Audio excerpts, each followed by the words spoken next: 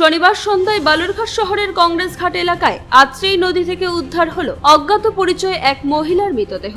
এদিন পথচলতিদের বিষয়টি নজরে আসতেই এলাকায় চাঞ্চল্য ছড়ায়। খবর পেয়ে ঘটনাস্থলে আসে বালুরঘাট থানার পুলিশ। পরে পুলিশ দেহটি উদ্ধার করে তা বালুরঘাট জেলা হাসপাতালে পাঠায়। এদিকে মৃত মহিলার নাম পরিচয় এখনো জানা সম্ভব হয়নি। পুলিশ মৃতের নাম পরিচয় জানার পাশাপাশি কিভাবে মৃত্যু হয়েছে তা তদন্ত শুরু করেছে। পুলিশের প্রাথমিক অনুমান মৃতার বয়স 60 বছরেরও বেশি হবে।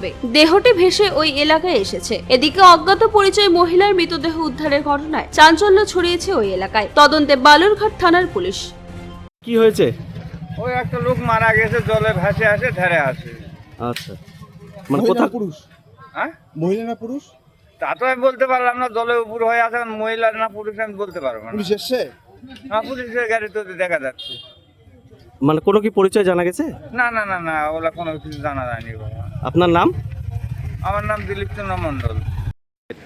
এখানে দেখলাম একজন 65 বছর বয়স হবে মহিলা ভেসে এসছে। আচ্ছা, কোনো কি পরিচয় জানা গেছে? না, আমরা সেটা বলতে পারছি না। পুলিশ এসছে? পুলিশ এসছে এবং তারা দেখবে। কোন জায়গায় ঘটনাটা ঘটেছে এটা? এটা হলো ওই আমাদের ডাকাতকালী মণ্ডপ বলে জল ট্যাঙ্কি, এই জায়গাটা বলে। কি নাম আপনার? আমার নাম স্বপন দত্ত। বালুরঘাট থেকে মান্টি সিং এর রিপোর্ট, কুলিক নিউজ।